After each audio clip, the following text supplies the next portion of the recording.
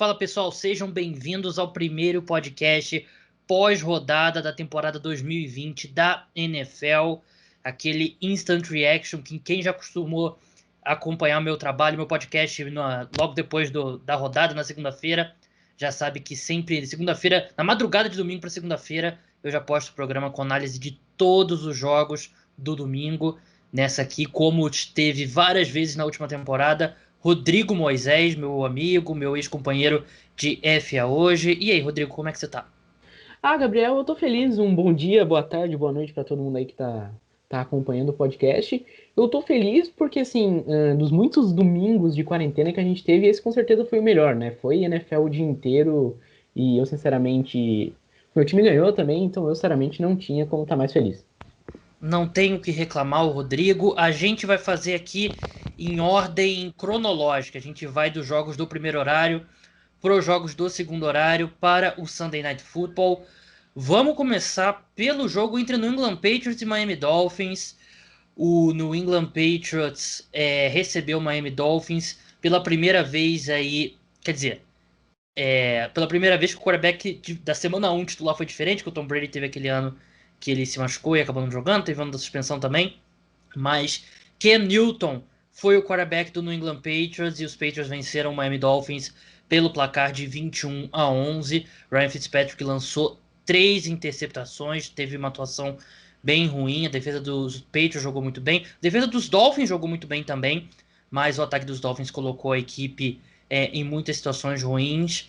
E o grande destaque foi o Cam Newton correndo com a bola. Ele teve 15 carregadas, 75 jardas, 2 touchdowns. Ele passando a bola foi bem conservador, 15 de 19 para 155 jardas, 8,2 por passe completo. Ele manejou o jogo ali no lado do ataque, enquanto a defesa ganhou o jogo com as 3 interceptações. Rodrigo, o que você achou da atuação da estreia do Cam Newton? Eu tava bem curioso pra ver como que o Patriots ia se portar. Se falou muito na off-season, né? Tava bem curioso mesmo pra ver o que ia acontecer.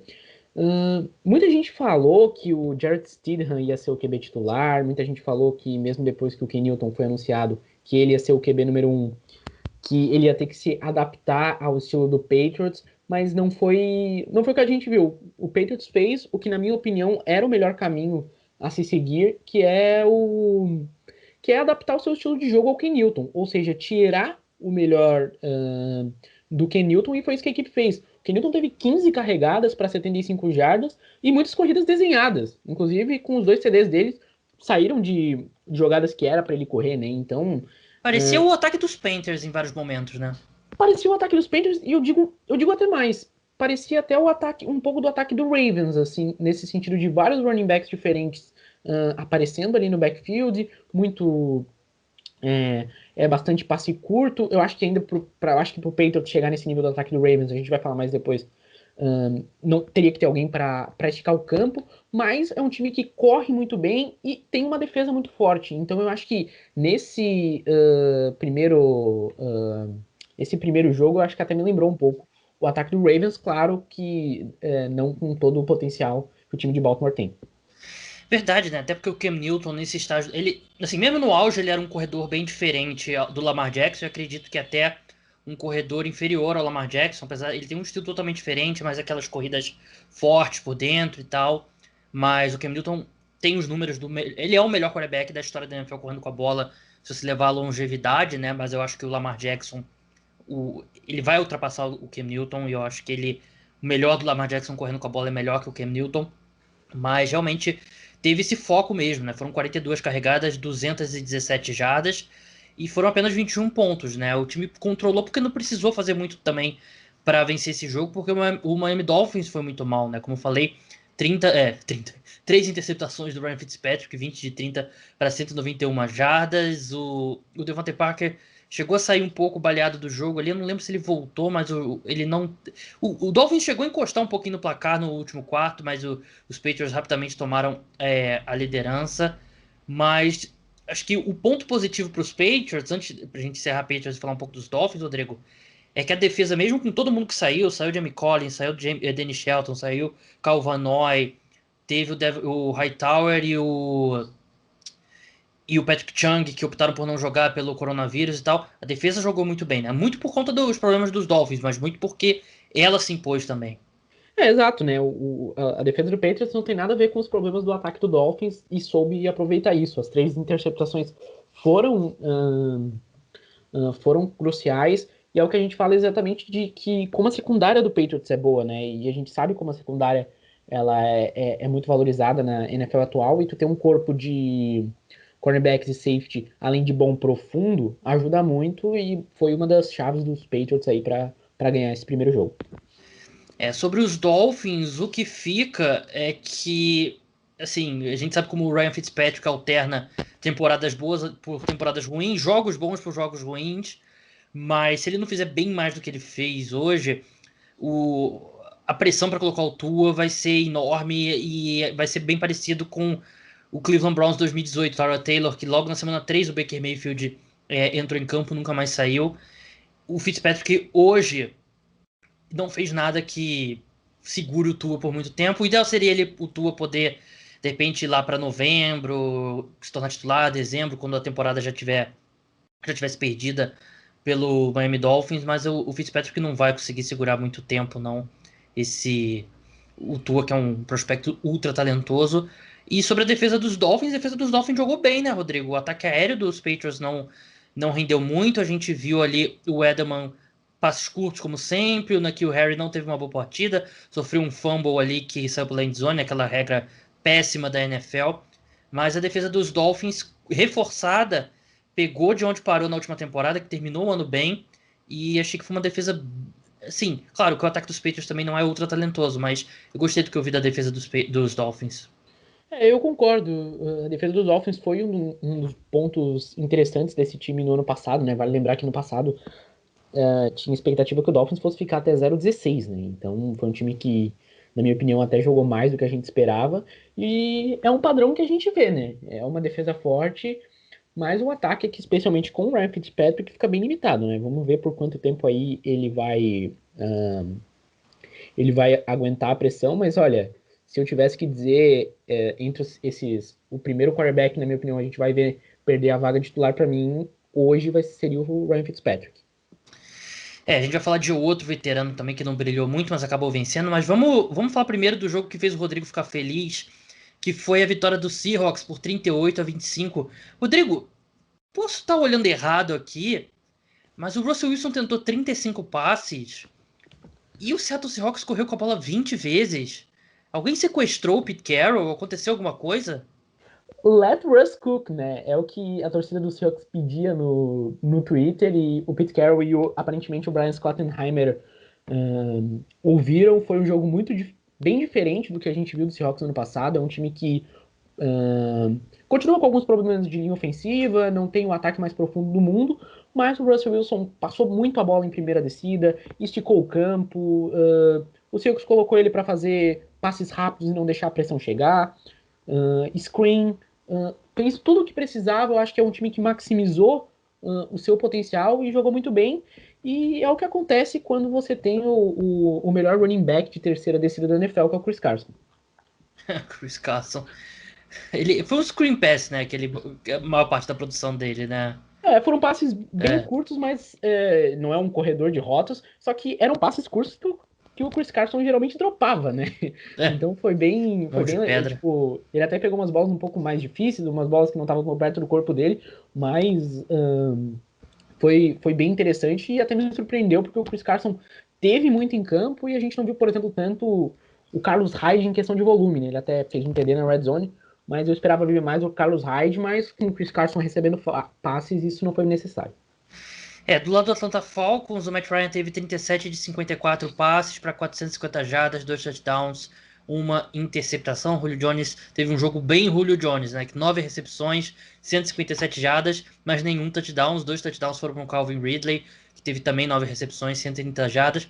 O ataque dos Falcons parece ter produzido, o ataque aéreo principalmente, mas não se traduziu muito em pontos. Foram 25 pontos, Rodrigo. Você que acompanhou esse jogo com mais atenção, o que aconteceu com o Falcons nesse domingo?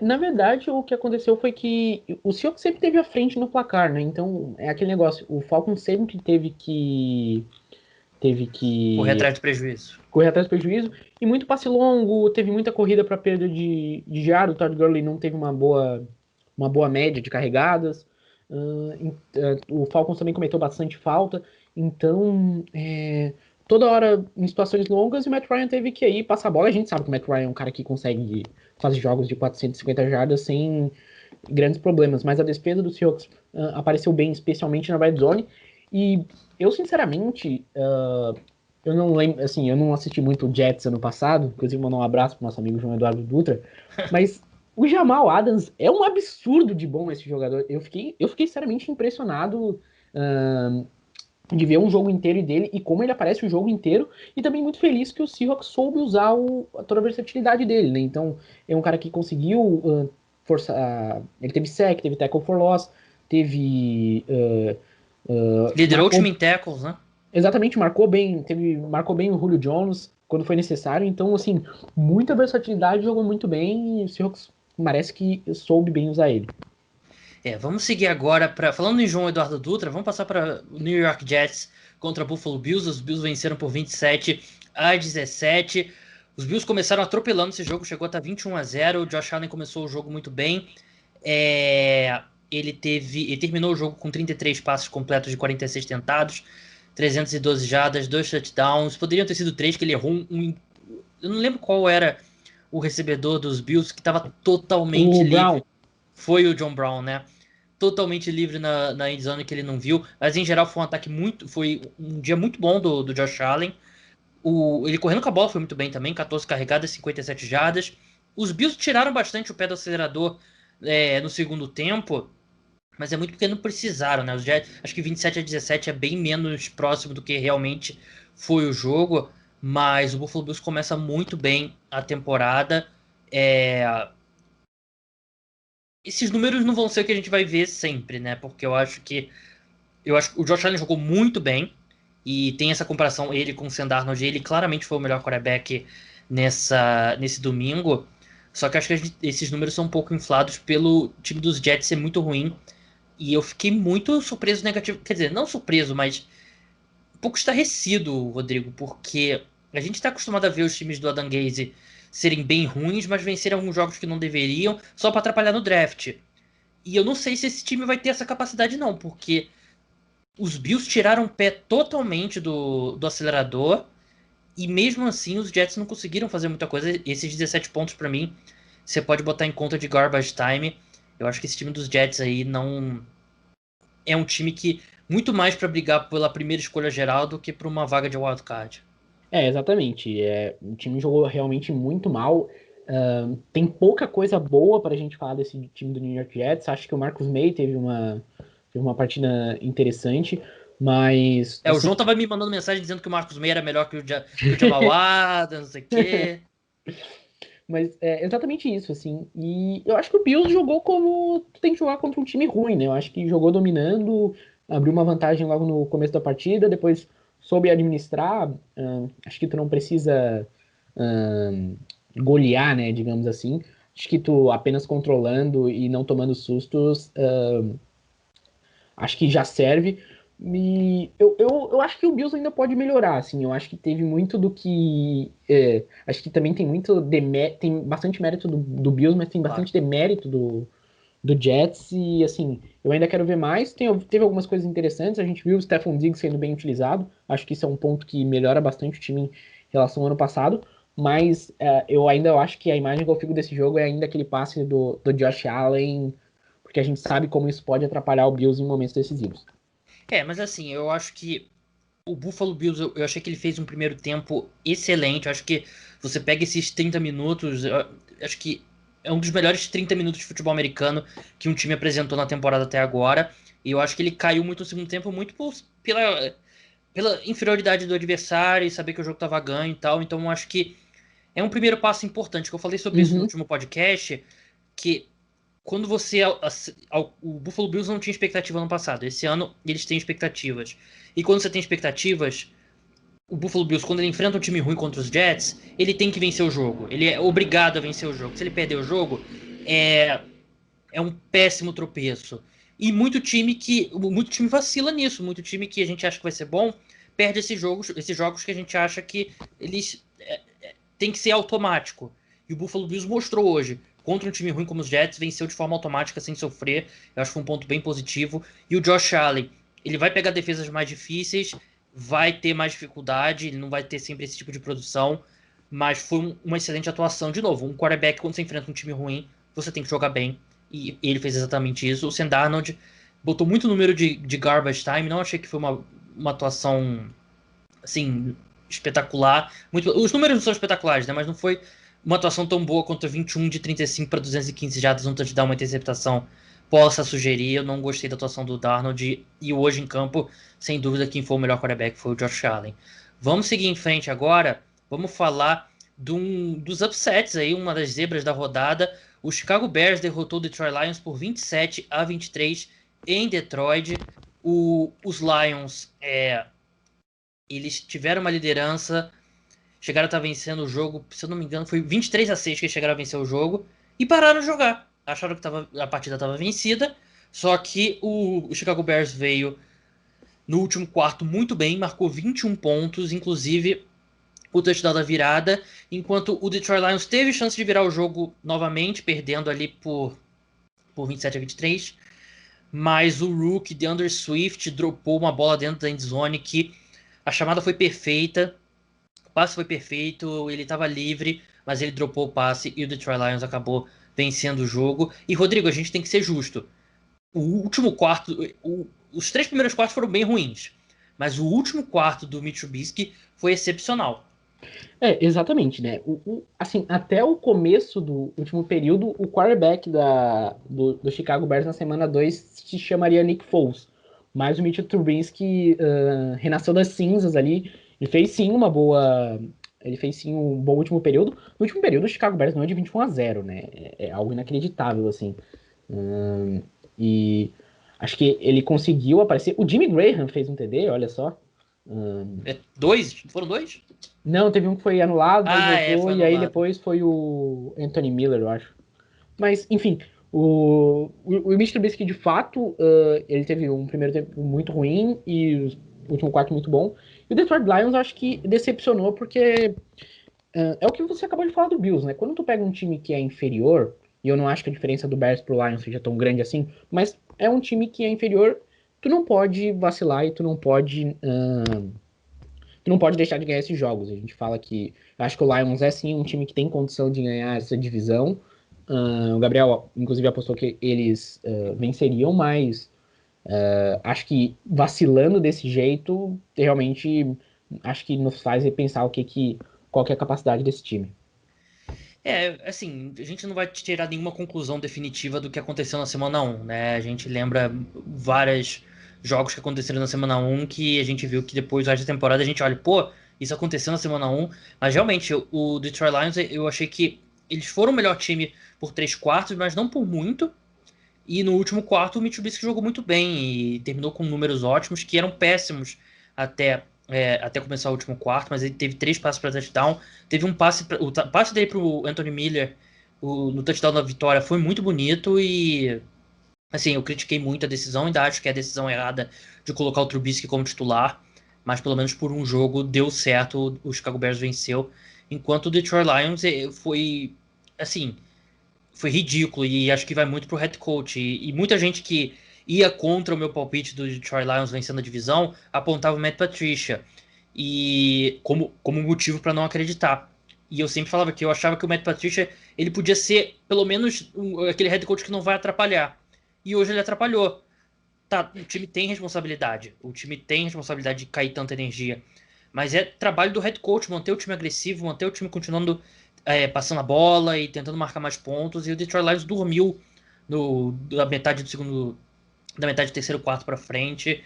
E foi uma derrota bem ruim aí para um time que tem ambições como uma NFC Norte. A gente vai falar do Packers mais para frente, mas é uma NFC Norte que não tá tão definida assim. E acho que é o tipo de derrota que atrapalha muito, ainda mais pelo critério de desempate. Mas vamos falar de Green Bay Packers e Minnesota Vikings. Um baita de um shootout, né? 43-34. Teve 24 pontos dos Vikings no último quarto que foram, vamos ser bem sinceros, foram garbage time. Os Packers venceram, jogaram muito bem. No começo do jogo parecia que ia ser mais do mesmo do Rodgers, pulando ali dentro do pocket, não encontrando ninguém e tal, mas o time se encontrou. O Davante Adams jogou muito bem, né? 156 recepções, 156 jardas seguidas. Pô, se fosse isso, 14 recepções para 2 touchdowns. O Marcus Valdes-Scantling e o Lazard, eles alternaram algumas jogadas bem ruins, mas também conseguiram touchdowns contra uma defesa dos Vikings que eu falei durante a off-season. Vocês vão pegar bastante no meu pé com essa coisa dos Lions nessa semana 1. Por isso que eu vou lembrar um monte de coisa que eu falei que na semana 1 se provou certo. Esse time do Minnesota Vikings tem problemas na defesa. A secundária tem muitos problemas. Eu falei sobre isso na off-season. Vocês não acreditaram em mim. E o que a gente viu foi uma confirmação disso. Porque a secundária dos Vikings não teve a menor chance contra o Davante Adams. E cedeu aí 364 jardas, 4 touchdowns, 43 pontos aos Packers. E eu acho que esse placar com 34 pontos soa muito melhor do que aconteceu na realidade, Rodrigo. Não sei se você concorda, não sei quanto você conseguiu ver desse jogo também, mas para mim os Packers foram muito superiores aos Vikings. Eu acompanhei esse jogo dando aquelas espiadas e tal, e o que me chama bastante atenção é como acho que o Kirk Cousins está com um pouco alvo no ataque, né? Pouca gente para confiar. Teve o Adam Thielen, com certeza é o melhor recebedor desse time, teve uma boa partida, mas depois a gente vê que realmente o Justin Jefferson um pouco apareceu, teve esse outro, o Busy Johnson até teve alguns bons momentos, mas eu acho que falta regularidade e assim, é um time que tem é um time que tem jogadores muito bons em algumas posições, mas tem muita posição que é muito ruim. Tipo, os cornerbacks são bem fracos, a Wide linha receivers. wide receivers tem o Adam Thielen e depois muito jogador que tu ainda não tem como confiar. Não vou aqui dizer se tem talento ou não, enfim. Mas a linha ofensiva tem problemas, o wide receivers tem problema, o corpo de cornerbacks tem problema. O próprio pass rush, sem o Daniel Hunter, a equipe vai depender só do Ngakoue, que hoje, por exemplo, não fez nada. Então, acho que se coloca numa situação difícil, né? Eu acho que o Vikings tem buracos em setores importantes e vai ser uma temporada bem difícil aí para se lidar com isso. Eu nunca vi o Vikings como um candidato aos playoffs, por exemplo, e não dá para tirar a conclusão da semana 1, mas muitos dos problemas que eu esperava aconteceram, enquanto os Packers, os Packers jogaram muito bem, e só que eles tiveram esse tipo de atuação no ano passado. Eu não achei que foi um time que mostrou evolução do ano passado. É um time que chegou na final de conferência no ano passado. Eu achei que jogou muito bem, mas ainda tem o que fazer melhor. Eu acho que esse time ele ficou um pouco ali entre a. Foi basicamente o mesmo time do ano passado. Eu não achei que essa coisa da identidade, a gente vai correr com a bola, a gente vai draftou um running back na segunda rodada, terceira rodada, sei lá, que era o pessoal botava como sétima rodada, não sei o quê. Eu não vi diferença, Rodrigo. Eu acho que, assim, foi o mesmo Packers do ano passado com o Devante Adams. Eu acho que quando eles Verdade. tinham o Devante Adams, eu lembro muito bem disso, que o Devante Adams acabou com o Seahawks nos playoffs. Era um time que tinha, basicamente, o Aaron Rodgers, ele procurava muito o Devante Adams no ataque, e eu acho que hoje a gente teve ainda coisa positiva, que como você falou, o Valdes-Scantling e o Lazard, apesar de terem alguns momentos ruins, eles apareceram em momentos importantes, e se eles conseguirem revezar esses momentos importantes durante a temporada, eu acho que o Packers tem alguma coisa no ataque. Vai lembrar que o Packers tem uma das melhores linhas ofensivas da NFL, né? Então, eu acho que é um pouco mais do mesmo, só que eu acho que é a melhor versão que a gente viu do Packers no ano passado. Acho que ainda tem algumas coisas que podem melhorar para esse ano, mas eu acho que já é alguma coisa. Concordo, acho que você botou bem, né? A melhor versão do Packers do ano passado, a defesa que o Aaron Rodgers. A linha ofensiva não deixou o Aaron Rodgers ser tocado. E a defesa cedeu 34 pontos, mas soa muito melhor do que acho que na realidade. Acho que teve muito garbage time. Eu falei que Bears e Lions foi a maior zebra da rodada, mas eu tava errado, né? Foi Washington contra os Eagles, que Washington chegou a estar perdendo por 17-0 e virou o jogo, venceu por 27-17, impulsionado por uma ótima atuação da sua linha defensiva. Carson Wentz foi sacado 8 vezes, pressionado 62. Não sei nem como é que isso é possível. Pode ser que esteja errado aqui no site da ESPN americana, mas foi muito pressionado. O Chase Young jogou muito bem, ele teve um sec e meio.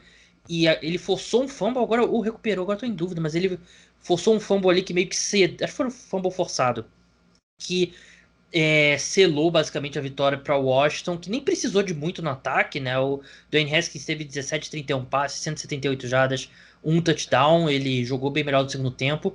Enquanto os Eagles, o motivo disso tudo é porque os Eagles entraram com muitos desfalques em campo, né? Se você pega a projeção da linha ofensiva dessa equipe para a temporada, 3 dos titulares não estavam em campo. O Lane Johnson no right tackle, Andre Dillon left tackle e o Brandon Brooks, que era um dos guards. Então o Carson Wentz sob muita pressão. Wide receivers dos Eagles apareceram um pouco. Johnny Regal teve uma recepção longa, mas foi apenas isso. DeSean Jackson, 2 recepções. Foi mais do Dallas Goedert, foi o único recebedor e ele é um tight end. Então, se a gente falou dos Packers que foi uma boa versão do que a gente viu na temporada passada, os Eagles tiveram uma versão mediana do que aconteceu na temporada passada. Exatamente. E é bizarro como esse time do Eagles sofre com lesões, né? Até tu chegou a falar se durante. Acho que foi no sábado, falou sobre. Será que é um time que tem problemas no departamento, na preparação física, nos fisiologistas? Será que é só azar? Porque é realmente bizarro, assim, muito difícil de explicar o que acontece com o Philadelphia Eagles. É um time que vem muito desfalcado. Não teve o Miles Sanders também, né? Que muita gente botava como candidato aí a liderar a NFL em jardas terrestres.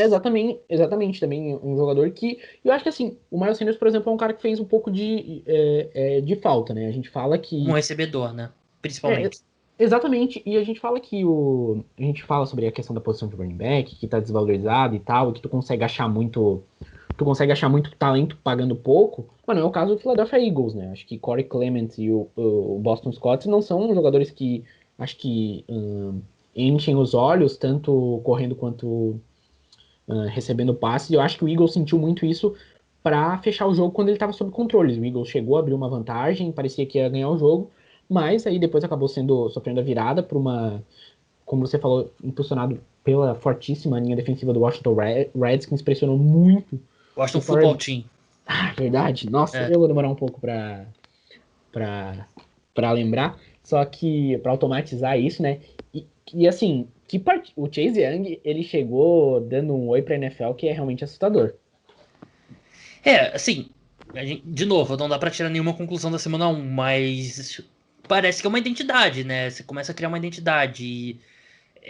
Eu era contra a escolha do Chase Young, eu preferia o Tua Tagovailoa, continuo com essa posição, mas por um jogo com o adversário com a linha ofensiva dizimada, o Washington foi muito bem, impulsionou, a defesa impulsionou o time à vitória. E Rodrigo, eu quero que você me fale de 0 a 100% antes da gente encerrar, de 0 a 100%.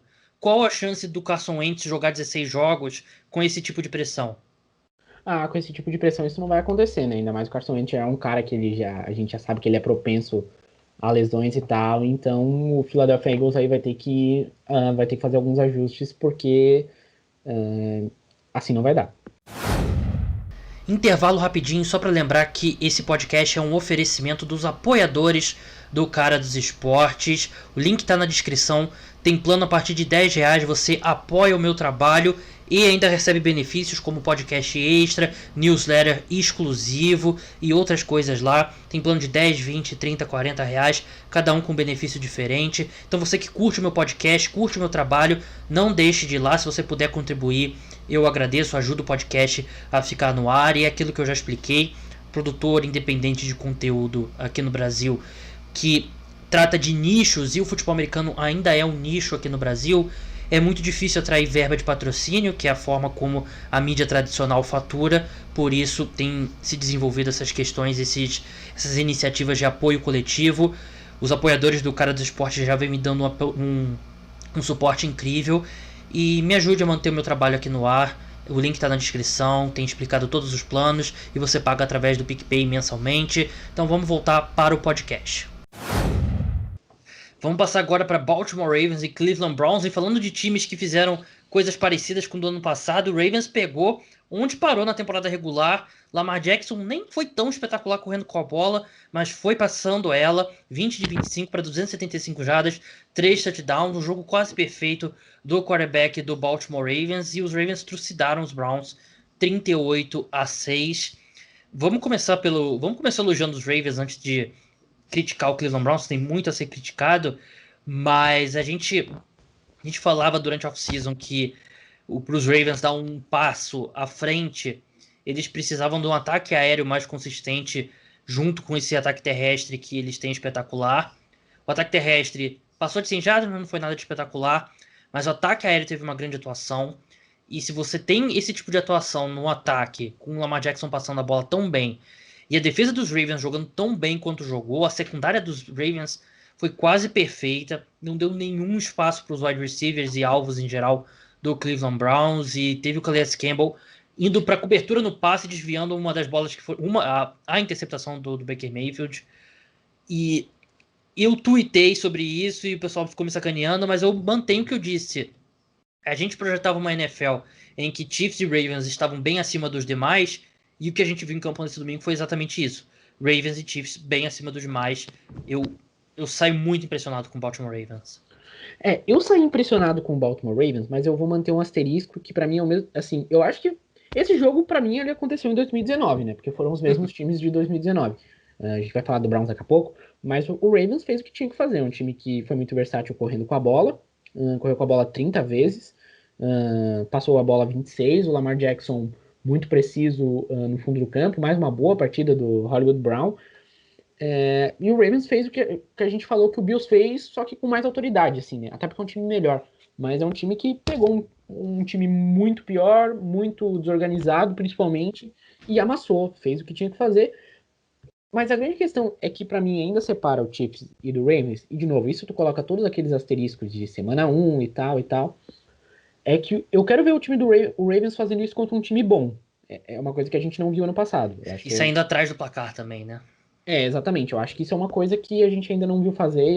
E assim, eu ainda vou continuar com aquele pequeno pé atrás no Baltimore Ravens enquanto a gente não vê isso. Mas, dito isso, acho que o Ravens é um time que tem extremo potencial para pegar esses times que são desorganizados. Então, acho que na próxima semana, se não me engano, pega o Texans.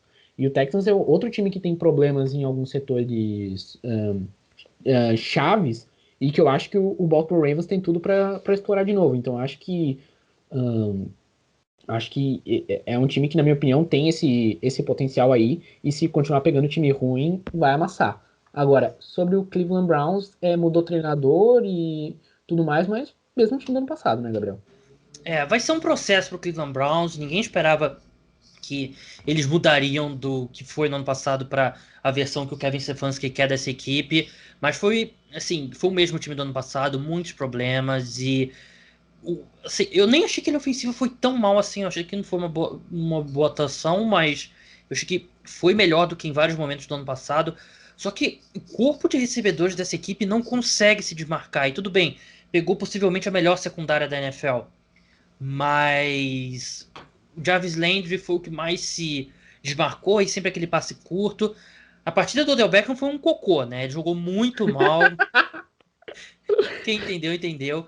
10 alvos e terminou com 3 recepções para 22 jardas. Ele foi muito mal. Drops e, assim, tudo ele fez errado. Então, muito preocupante. Assim, semana 1 de novo, desculpa, tem que ficar repetindo isso. Mas é preocupante porque foi o mesmo time e do ano passado. E o Odell Beckham precisa jogar muito, muito, muito melhor do que ele jogou.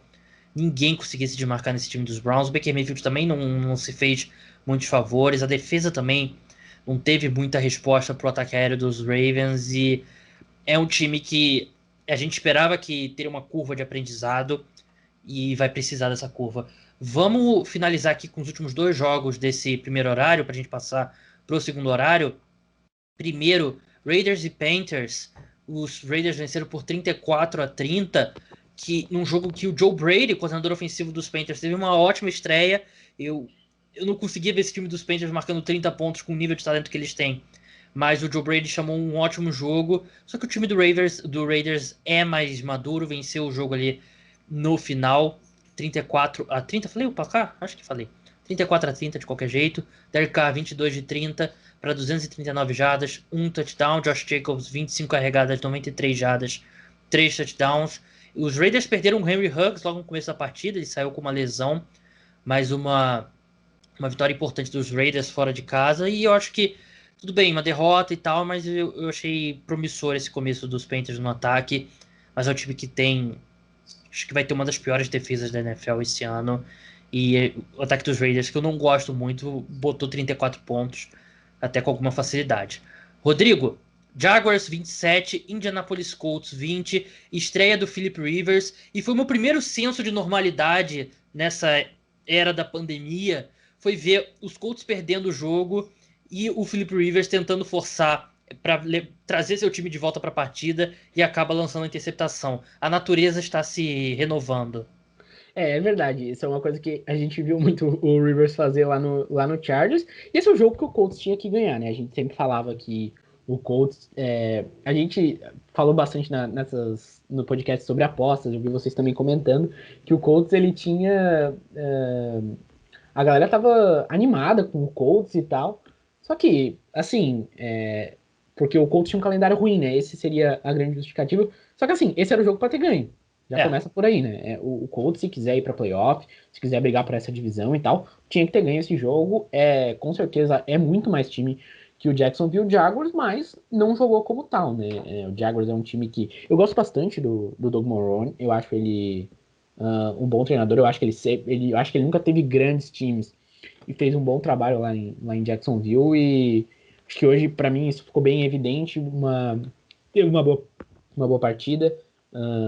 O Gardner Minshew, acho que jogou de um jeito bem seguro, que é uma coisa que, para mim, acho que ele nunca foi. Eu sempre achei o Gardner Minshew muito parecido com o Ryan Fitzpatrick, no sentido de ser um cara que ele pode te dar uma recompensa muito alta, mas ele também pode fazer muita besteira. Eu acho que ele jogou de uma maneira bem segura, eu fiquei bem impressionado. E o Jacksonville Jaguars aí, que foi o único time aí que teve torcida, né? Então tinham alguns torcedores lá em Jacksonville. Venceu essa primeira partida aí, surpreendendo e acabando com o Survivor de todo mundo. inclusive o meu, né? Eu botei o Colts vencendo o Eu botei Jaguars o e Eagles. já tô fora, ótimo, já tiro um peso aqui das minhas costas. Pior que eu tava animado, pessoal. Os apoiadores do FA hoje, do cara dos esportes, fizeram lá no grupo Survivor e eu nunca joguei, é o primeiro ano que eu jogo. Pô, legal, vou jogar. Aí botei Colts, aí já tô fora. Aliás, eu não sei, tem que vir lá porque eu acho que tem um negócio Tem, de vida. tem 3 vidas o Survivor. O padrão, né? Claro, eu acho que pode personalizar, É. mas o padrão é 3 vidas. Mas já não começa bem, né? Eu acho que eles colocaram o negócio de vida lá, tem que conferir depois. Vamos passar pro segundo horário agora e vamos passar pro main event desse domingo, que foi o confronto entre New Orleans Saints e Tampa Bay Buccaneers. Os Saints venceram por 34-23, um jogo em que o Drew Brees foi bem conservador. Acho que bem conservador é uma forma simpática de falar, porque eu achei que ele não teve uma boa partida. 18 de 30 passes para 160 jardas, 5,3 por passe, que é bem pouco. 2 touchdowns, nenhuma interceptação. E a gente vai entrar em detalhes desse jogo, Rodrigo, mas se a gente vai fazer uma avaliação geral, e acho que você vai concordar comigo, os Saints venceram porque foi um time muito mais disciplinado e tudo bem, em faltas, foram 9 para 103 jardas do Bucks contra 6 para 119 do Saints. Os Saints fizeram menos faltas, mas para mais jardas acho que teve duas interferências, duas ou três Três. interferências, Três. três longas, né, que contribuíram. Mas se você vê esse jogo, o Saints é um time pronto, é um time disciplinado e o Bucks é um time em construção e já era no passado indisciplinado e continua esse ano totalmente indisciplinado. O Saints é um time melhor como um todo, né? Eu acho que se a gente for pegar os setores, linha ofensiva, defesa, secundária e tal, o time do Saints tem bastante talento, né? Não à toa é um time que tem uma projeção aí para ter um cap de menos 68 milhões para o ano que vem, mas é um time bem bom, assim. Você falou sobre o conservadorismo do Drew Brees, eu acho que isso tem muito a ver com também o jeito que o New Orleans Saints jogou. E eu acho que foi um jeito que, para mim, a equipe respeitou as suas limitações. Eu acho que o Bucks é um time que tem uma secundária boa, os cornerbacks são bem bons. O E eu acho Carlton Davis, ele anulou basicamente o Michael Thomas, né? Michael Thomas, ele marcou, seguiu o Michael Thomas, e o Michael Thomas teve 3 recepções para 17 jardas, saiu machucado no final, torcer para não ser nada sério, mas ele fez uma ótima partida. ele e o Sean Murphy Bunting ali também, que Também é muito outro bom. também jogaram muito bem.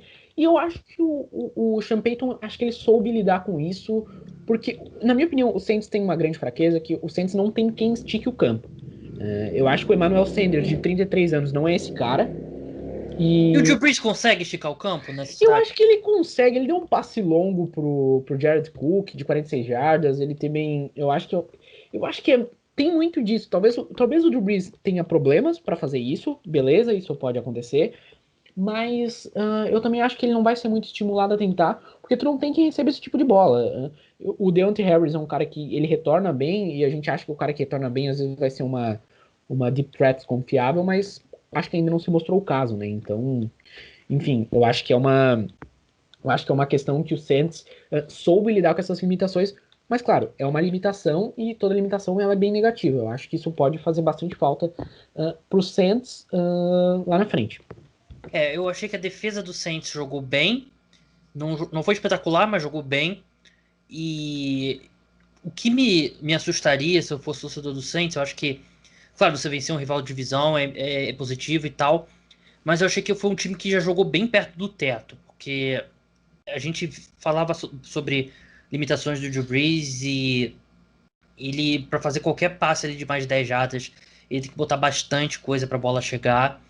E eu acho que não tem um jogador que estica o campo e nem o Drew Brees tem muitas condições de esticar o campo com o braço dele. Eu achei que eles fizeram uma partida que é o que o quarterback deles pode fazer. O Drew Brees de hoje foi o Drew Brees do final do ano passado e do final de 2018. Um quarterback com algumas limitações físicas. Assim, o Tom Brady lançou as interceptações. Uma, com certeza, foi ali. Foi erro dele. A outra, que era uma bola para o Mike Evans, eu achei que foi uma falta de comunicação. Mas eu saio desse jogo tendo mais confiança no Tom Brady a longo prazo do que o Drew Brees. Eu acho que o Tom Brady pode. Eu confio que ele vai jogar melhor essa temporada. E, assim, isolando a atuação dele, não o desempenho do time como um todo.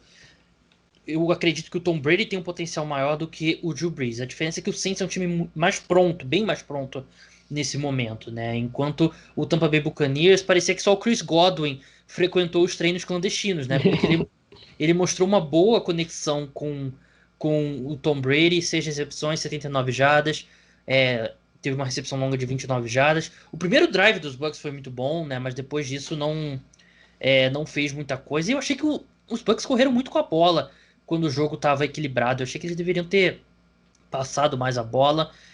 Mas, assim, qual o nível de preocupação você teria com esse time do Tampa Bay Buccaneers, Rodrigo? De 0 a 10? Eu acho que eu diria que 5. Eu acho que é um time que não jogou tão bem assim, mas acho que não pode dizer que isso é Esperado. inesperado. É, É, esperado.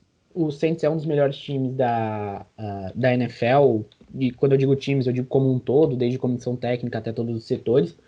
E eu nunca pensei que eu fosse falar isso do Tom Brady de 40 e tantos anos, mas eu acho que ele tem um teto maior Concordo. que o Drew Brees, eu acho, desse momento, né? E eu acho que também esses números do Brady, a gente vê 6,6 jardas por tentativa, eles são bem mascarados pelas faltas, né? Porque É.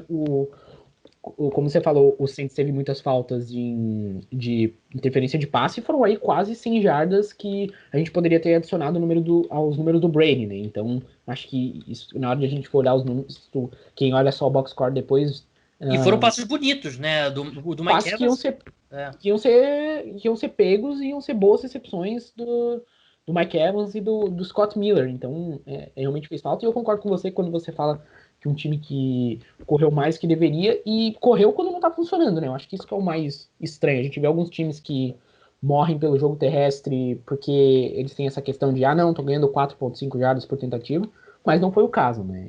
Então, enfim, acho que é curioso. Eu acho que esse time do Bucks, pra mim, é o mais semana um de todos, eu diria, assim. Eu acho que é o time que mais. A gente pode ver uma mudança da semana um para semana 10, por exemplo. Mas acho que é aquilo. Talvez quando a gente for falar na briga pela divisão, na briga por posição de wild card e tal, esse jogo aqui na semana um a gente sabe que pode fazer diferença.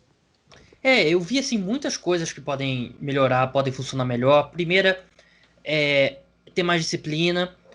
O Mike Evans ele não estava 100%, entrou no sacrifício. O Gronk a gente vai dar o benefício da dúvida, né? Porque é, Em vários momentos ele não pareceu o mesmo Gronk. Ele teve uma recepção ali no final do jogo que ele já correu um pouco melhor, então creio eu que ele possa jogar melhor do que ele jogou hoje. Então eu acho que tem várias coisas que dá pra ver esse time dos Bucks crescendo, mas é exatamente isso que você falou, né? Numa NFC tão disputada, pode ser que não seja.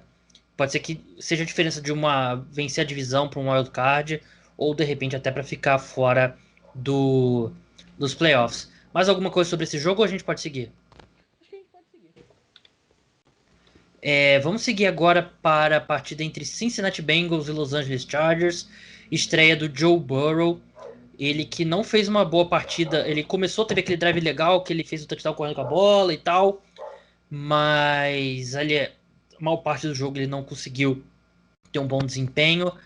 No final da partida ele comandou um drive muito bonito que terminou com o kicker, ao invés de chutar o field goal da vitória, ele errou o chute e deu o que eu achei que foi um baita de um migué ali, botando a mão na panturrilha, falando que se machucou, não sei o quê.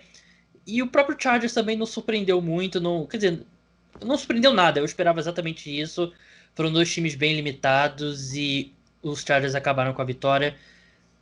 Acho que o grande ponto é o Joe Burrow, né, Rodrigo? E assim, um calor do ano que não teve off-season, acho que não dá nem também para tirar qualquer conclusão. Eu acho que sim. Acho que o Chargers escapou dessa vitória. Eu acho que o Joe Burrow ele teve uns momentos legais, outros nem tanto. Teve uma interceptação no Shovel Pass, né? Que Foi ridículo. foi um pouco complicado aí para ele. Uh, mas eu acho que foi bem esperado assim essa atuação do Bengals.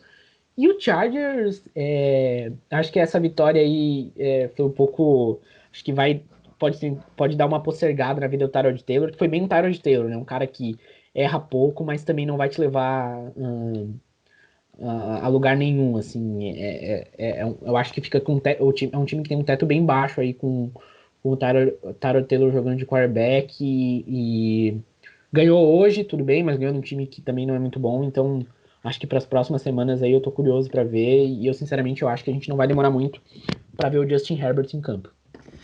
Vamos passar agora para Arizona Cardinals e San Francisco 49ers. Os Cardinals venceram pelo placar de 24-20, venceram no final do jogo com uma campanha bem legal e uma excelente atuação do DeAndre Hopkins. Ele foi o melhor jogador em campo, 14 recepções, 151 jardas, uma atuação espetacular dele. Acho que é, começou a mostrar aí que o investimento não só da escolha baixa e o contrato do David Johnson que eles se livraram e o contrato que ele recebeu, mas ele teve uma excelente atuação, enquanto do outro lado os 49ers foram um pouco não, bastante do que a gente esperava sobre a falta de wide receivers nesse time, né? O time não teve Deebo Samuel, o principal wide receiver da equipe foi o Kendrick Bourne, os três dos 5 jogadores que mais receberam passes foram um running back, um tight end, um fullback, outro running back, outro tight end.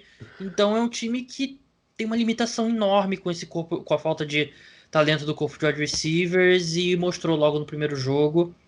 Eu acho que é um time que, assim, o tema desse podcast foi não exagerar pela semana 1. Mas é o que a gente já vinha falando, né, Rodrigo? E se mostrou nesse primeiro jogo do 49ers. Se mostrou, foi um pouco do que a gente esperava, assim, do Niners, muita dificuldade, especialmente um time que teve, o George Kittle, ele até chegou a voltar, ele se lesionou, né, até chegou a voltar pro jogo, mas bem baleado, e aí a equipe sentiu bastante aí a falta do seu melhor recebedor e possivelmente seu melhor jogador no ataque. E o Arizona Cardinals, assim, teve uma partida bem animadora, né? Um ataque bem criativo. O Kyler Murray é sensacional, eu adoro o Kyler Murray. Ele é bem dinâmico e agora ele tem o DeAndre Hopkins, né? E aí eu acho que vai ser uma dupla que vai fazer bastante sucesso aí na NFL. O DeAndre Hopkins teve uma partida sensacional, apareceu em momentos chaves. Foi bem animador aí o que a gente viu essa equipe do Arizona Cardinals fazendo hoje. O Cardinals perdeu esse jogo várias vezes em 2019.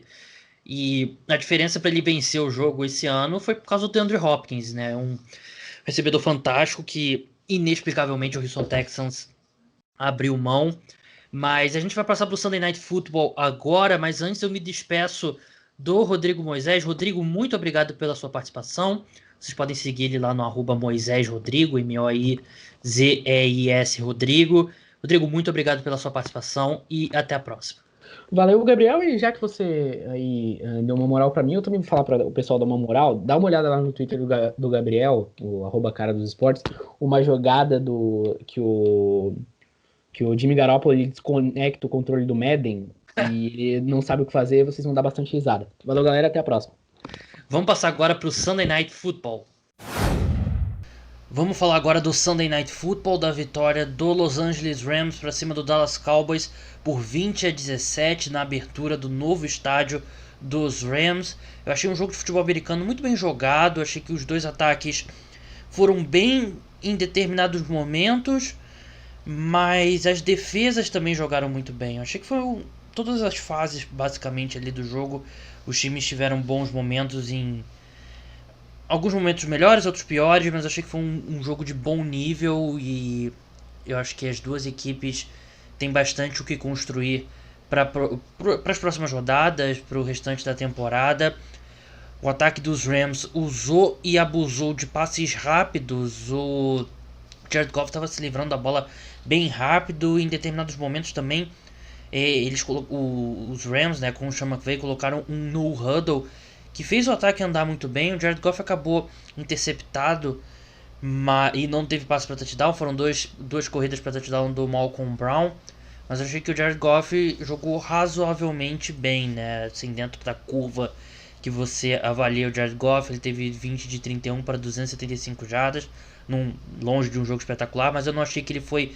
Não achei que ele jogou mal, não. Achei que ele foi bem. Achei que fez um bom jogo. E dessa interceptação foi uma falta, né, do Dallas Cowboys. Ele levou uma pancada na cabeça, a interceptação devia ter voltado, a interceptação do Awuzie, enquanto teve uma marcação de interferência de ataque nesse último drive do Dallas Cowboys, do Michael Gallup para cima do Jalen Ramsey, que eu achei bem questionável. Eu achei que ele estava brigando ali com o Ramsey no braço, ele não chegou a esticar o braço e empurrar. Então vamos dizer que as duas tudo bem, a dos Cowboys foi no último drive, né? Mas vamos colocar ali que elas acabam. Se bem que os Cowboys não pontuaram no drive depois da interceptação. Mas enfim, a arbitragem errou para os dois lados. E sobre o andamento do jogo ainda, eu sei que vai ter muita gente que vai reclamar, torcedores dos Cowboys principalmente, que o Mike McCarthy arriscou uma quarta descida enquanto ele podia ter chutado o field goal. Ele foi na linha de 11 jardas do campo de ataque. Era uma 4-3 e ele poderia ter chutado o field goal. Poderia ter empatado o jogo, mas ele optou pela conversão, acabou não conseguindo. Vamos por partes. A 3ª-6 ele chamou uma corrida e o Chris Collinsworth, o comentarista da TV dos Estados Unidos, ele fez uma observação muito boa, né? Que parece que o deck mudou a jogada na linha de scrimmage, porque ele viu que o box, que é o número de defensores próximos à linha de scrimmage dos Rams, era pequeno. Eles tinham vantagem na linha de scrimmage, ele chamou a corrida, não deu certo. Eles avançaram 3 jardas, então uma 4-3. Eu concordo com a decisão. Você arrisca a conversão, não empata o jogo, tenta vencer, tenta entrar na liderança, né? Ficar na liderança no placar. Só que passar a bola, você tem que passar a bola para depois do first down. Você não pode dar um passe curto nessa situação. E o CeeDee Lamb foi logo tacleado, eles avançaram apenas 2 jardas. Eu achei que a decisão de ir para a quarta descida, eu achei que foi boa. Eu não gostei da chamada, então não tenho muito problema. Eu tenho problema com a chamada, não um problema com a decisão de ir para a quarta descida. Mas alguns pontos sobre o jogo: os Cowboys sofreram com lesões ao longo da partida. Eles perderam Leighton Vander Esch na defesa, perderam o Blake Jarwin, né, o tight end que está fora da temporada, rompeu o ligamento cruzado anterior. E eles perderam o right tackle também, que já era o right tackle titular deles, o Cameron Irving, que ele substituiu o Leo Collins, né, que foi colocado na injury reserve durante o training camp, né, foi semana passada, se eu não me engano. Então eles já estavam com o right tackle reserva, aí eles foram pro reserva do reserva, que é o Terrence Steele, que não foi bem, a linha ofensiva do Dallas Cowboys sofreu, né? O Dak Prescott foi pressionado 22 vezes, então não foi, a identidade desse time do Dallas Cowboys é essa linha ofensiva dominante e eles não tiveram isso. Enquanto a linha ofensiva dos Rams jogou muito melhor do que vinha jogando na maior parte do ano passado. Muito disso é o fato dela ter sido protegida com esse jogo de passe rápido, mas ela bloqueou bem também pro jogo terrestre e achei que foi... Não que o front seven dos Cowboys seja ultra dominante, né? Até acho que deixou um pouco a desejar. Acho que o único que rendeu surpreendentemente foi o Aldon Smith, né? Que conseguiu muitos tackles, conseguiu um sack, conseguiu tackle for loss. Ele que pressionou, ele cometeu falta, mas pressionou o Jared Goff no lance da interceptação. Então, boa notícia para os Rams, essa atuação da linha ofensiva muito boa. Robert Woods jogou muito bem, principalmente no primeiro tempo. No segundo tempo ele caiu um pouco. O Van Jefferson, o wide receiver rookie deles, ele fez uma boa recepção ali. Foi no segundo quarto, se eu não me engano, mas depois sofreu um drop. Cooper Kupp também não rendeu tanto, 4-40. Mas eu não achei que eles sentiram nenhuma falta do Brandon Cooks. Eu acho que a longo prazo, Van Jefferson e o Cooper Kupp, Robert Woods, pode ser um trio aí até melhor do que era com o Brandon Cooks, com a versão 2019 do Brandon Cooks. Mas de novo, gostei do jogo.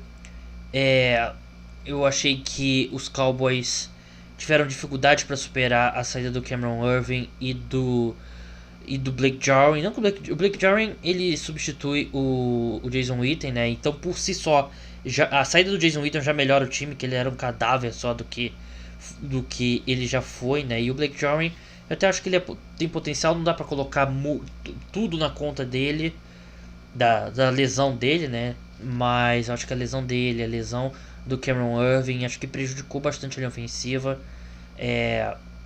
Não dá pra dizer que os Cowboys venceriam com os dois, mas com certeza eles sentiram a ausência dessas duas peças e do Leighton Vander Esch na defesa. Que mais que eu posso falar sobre esse jogo? Jalen Ramsey não foi perfeito, teve alguns momentos que o Amari Cooper conseguiu a melhor na disputa, mas ele acabou não tendo nenhum grande avanço. O maior avanço foram de 14 jardas, 10 de 81. CeeDee Lamb e Michael Gallup também não fizeram grandes estragos, né? Eles 33 das 59 jardas do CeeDee Lamb vieram numa jogada, 24 das 50 do Michael Gallup vieram em outra. Então, em geral, a secundária dos Rams jogou muito bem, não só o Jalen Ramsey, né, mas também o Troy Hill. Então, gostei do que eu vi da defesa dos Rams, que mudou de coordenador, né? Saiu o Wade Phillips. Ela parece usar mais algumas... o Wade Phillips era muito aquele cara mais old school, de usar bastante a execução, não tanto necessariamente esquemas inovadores. Eu vi algumas coisas mais interessantes que eu vou dissecar ao longo da semana. Aaron Donald jogou muito bem, né? Eu falei sobre a situação do tackle, do right tackle dos Cowboys, né? Mas o interior da linha ofensiva dos Cowboys não jogou muito bem.